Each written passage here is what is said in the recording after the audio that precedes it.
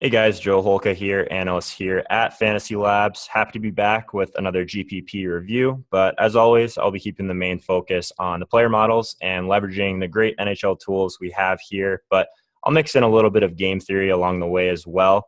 Going to be reviewing the 40K Tuesday NHL SUPER Deke, which is a 40K guaranteed with 7K up top and a field size of just 451 people. So it ended up being a 13 max tournament, and I threw in 5 lineups to this tournament and was lucky enough to cash in 3 of the 4 and then have 2 lineups in the top 10. So congrats to Bad Tricks up top and taking this thing down, but really just pleased with my process overall and then just the directions that the tools led me towards that in my research process. So in goal, I ended up having Curtis McElhinney and Carey Price. So I had McElhinney in 3 of my 4 lineups, and then I had Price in 1. So normally I start to kind of narrow things down at goaltender in the player model. So let's switch over there. Typically, just the model itself, I like to kind of heavily weigh Vegas score as it's so important to kind of find a player in a good position to win games. So we're looking typically at money lines here. So taking a look at the money lines, Bobrovsky up top was probably going to be pretty chalky because he was heavily favored to win, but I did like him in general, but I didn't end up going that direction. Price was one of the top favorites of the night, but really like Curtis McElhinney just because of a lot of the pro trends, and then we had a lot of trends that I have on my own for GPPs. He kind of lit up there as a kind of a play that you could attack just because Toronto gives up a lot of shots and they're playing Florida, who shoots a lot but doesn't necessarily score a ton of goals. So really like Mason as well as Price. We talked about Price quickly, but we actually saw a little bit of reverse line movement away from Montreal. And I've done a study that basically says that line movement can actually help goalies in that direction because they're probably seeing more shots. So basically check out the scouting report there on Carey Price, and that was part of the reason I went there is because that scouting report talked about this specific price range and money line range that Carey Price has been extremely consistent in this year. So anyways, let's jump over to the Vegas page quickly and discuss a few things in regards to skaters now. So Bales has talked about this a couple times, I think, in one of his books, one of the NFL books, talking about quarterbacks and how sometimes it may be better to kind of steer clear of some of those high point total games because they're typically over-owned, and I think people as a whole probably put too much emphasis on point totals at times. So I think there's definitely leverage and value in avoiding the top few implied total teams in NHL as well, especially in your core or guys that you're going to pay up for in these small field GPPs where you can gain leverage on the field pretty easily.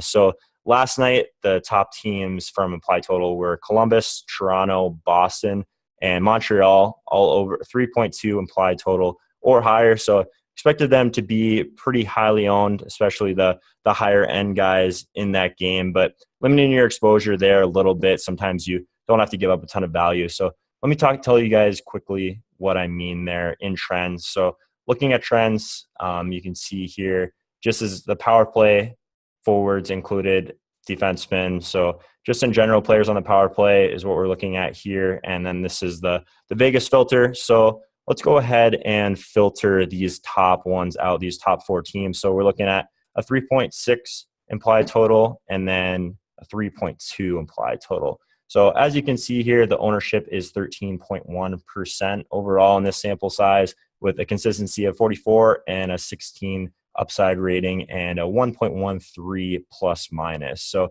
that's the plus minus on their salary-based expectation. So what happens when we kind of avoid that tier and go down to, say, 2.8 to the 3.1 implied total? So yeah, the plus minus doesn't go down a ton. The consistency and the upside rating actually stay the same, and the ownership is more than cut in half now at 6%.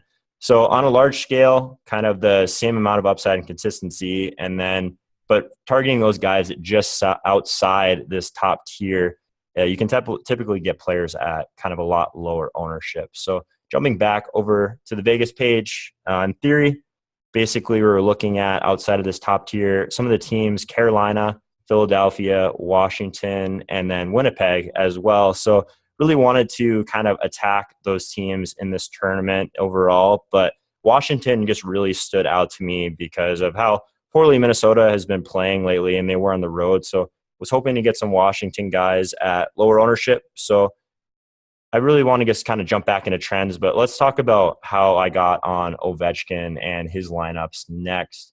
So we're looking at that, just PP wingers in general. Let's kind of set a little bit of a baseline here. So typically division and non-division splits don't really matter a ton. You can see they have the exact same plus minus, a little bit higher ownership in division games, but pretty consistent across the board. So but when you look at Ovechkin, his division and non-division splits are actually pretty large. This is looking at DraftKings. So he's got a 1.3% plus minus in non-divisional games. So that's something to pay attention to. His upside is a little bit higher as well. So in GPPs, I think that there's some leverage maybe to be looking at kind of like a smaller split like this for a specific player and definitely a specific goal scorer. So from there, I guess I kind of remembered from his scouting report, actually, the whole division splits thing, and specifically kind of looking at that division. What division was he playing really well against? It was the Central Division, and considerably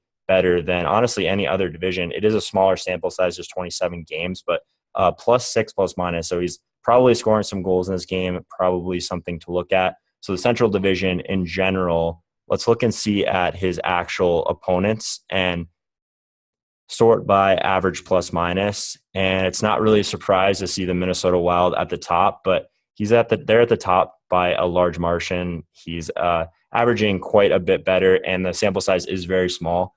But I think especially looking at sometimes these goal scorers, they do remember games that they've played well in the past. So that kind of got me a little bit on Minnesota. So from there, I knew I wanted to build at least a few Ovechkin lineups out of my 4 that I was going to enter this tournament. So let's jump back over to models and go to skaters now. So if you've watched any of Sean Newsham and I's videos, we definitely like to weigh peripheral stats in our models. So shot percent, blocks percent, but specifically ones that most recent. So shots per month, and then a little bit of blocks per month in here as well. And this model in particular, I do have a little bit of a time on ice there as well. So anyways, I think an undervalued tool that we have here at Labs is our correlations tab in models. So just taking a look at Ovechkin, since we decided to make a couple of those lineups, and his correlation. It's a decent sample size here of his line mates, Nicholas Backstrom and TJ Oshie, and they correlate pretty well. It's kind of one of the reasons I like to play Ovi and his line together. They play even strength together, and they play on the same power play unit. But if I was to click even on Backstrom and look at his correlations tab, he correlates extremely well with Oshie and Ovechkin, even more than Ovechkin, those guys. So that's something I wanted definitely to have Backstrom and Ovi together. Let's click on Oshie. And again, correlates extremely well with Backstrom and pretty well with Ovi as well. So I think it was probably a good decision in hindsight to play all those 3 together, even before kind of the results-based expectation, obviously. But love stacking these 3 together. Looking back at my 2 lineups here in the top 10, had Backstrom, Ovechkin, and Oshie in the one that placed the highest. Ovechkin obviously had a hat trick, but these 3 guys together really carried this lineup. And then the other lineup, I did have Backstrom and Ovechkin, but didn't have Oshie. So definitely it's nice to have 75% exposure at Ovechkin in 3 out of the 4 lineups, and then at under 10% ownership in a game where the first line in general just completely went off. It kind of leveraged the entire field for me in such a small tournament. It was huge, obviously. So now let's look at a guy like Elias Lindholm and Teuvo Teravainen. So we talked about kind of avoiding that top tier, and Carolina was one of those teams along with Washington. So let's go ahead and look quickly at the Carolina lines page. And this is the 2 power play units. I knew that Teravainen, especially with the kind of shots and peripheral stats that he's kind of been rolling out lately, he was severely underpriced on FanDuel. I mean, you can see he's had 4, 5, 3 shots, and then he's getting some blocks too, and he was just 4,200. So definitely wanted Teravainen. One thing I really liked about him too is that on the power play, it seems to be kind of flowing through him. In the last month, he's taking quite a bit of shots in comparison to some of these other guys. So really wanted to stack him in general. What made it a little bit more difficult is normally you can stack him with Stahl or Lindholm at center. Both those guys have center eligibility, but they on FanDuel, it's a little bit different. So I needed to play one of these guys, but I couldn't play both of them because they were on the same line.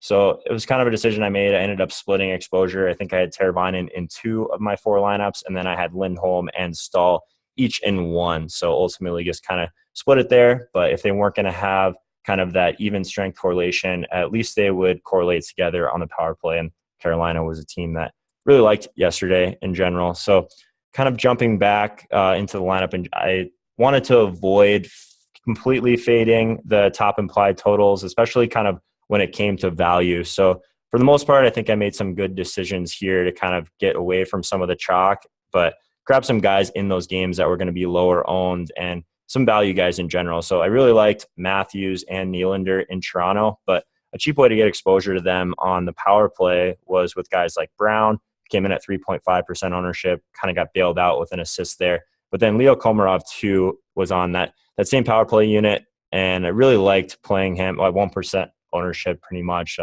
The goal and assist, and then he's getting some peripherals as well, was obviously really huge for this second lineup.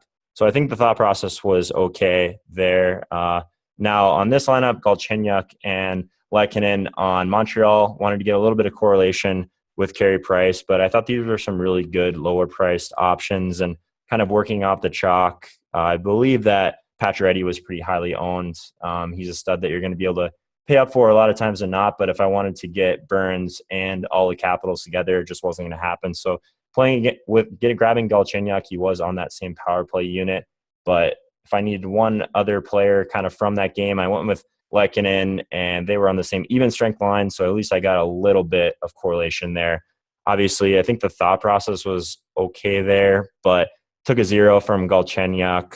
So it could have been better, but it did ultimately lead me to Lehkonen there. So as far as that, it did kind of work out in the end. Mentioned Burns, definitely got bailed out in overtime with him.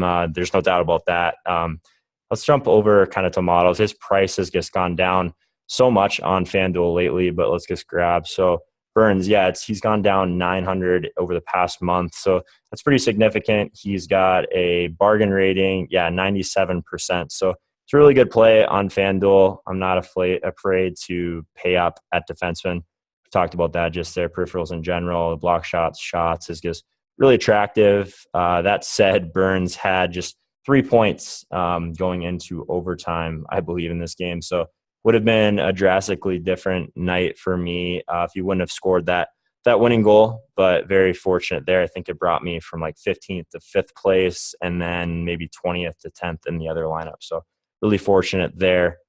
Now, Brodzinski, that was kind of a weird punt play for me, even though he's been tearing up the American League this year, but he is also actually a forward. So FanDuel had him as a defenseman, which I thought was kind of interesting, but also pretty typical. I played with Johnny 2 years ago in college, but this play was more about the fact that I wanted unique lineup construction that allowed me to play the Washington stack, but at the same time, I was able to have that late night hammer with Burns. So Brodsky is a pure shooter, honestly. I mean, he's the guy that I thought had a floor of 3 to 4 shots at 3K min price. And I think if you can get a guy like that at sub 1%, maybe he even scores a goal and just completely goes crazy, then you're kind of grabbing that kind of leverage. But ended up playing him and Burns together in 2 of these 4 lineups in this tournament, which did okay. I mean, he got 5 shots, saw a decent amount of ice time towards the end of the game. So probably not a super sharp play in hindsight, but the idea of trying to have that unique lineup construction, I think, was strong.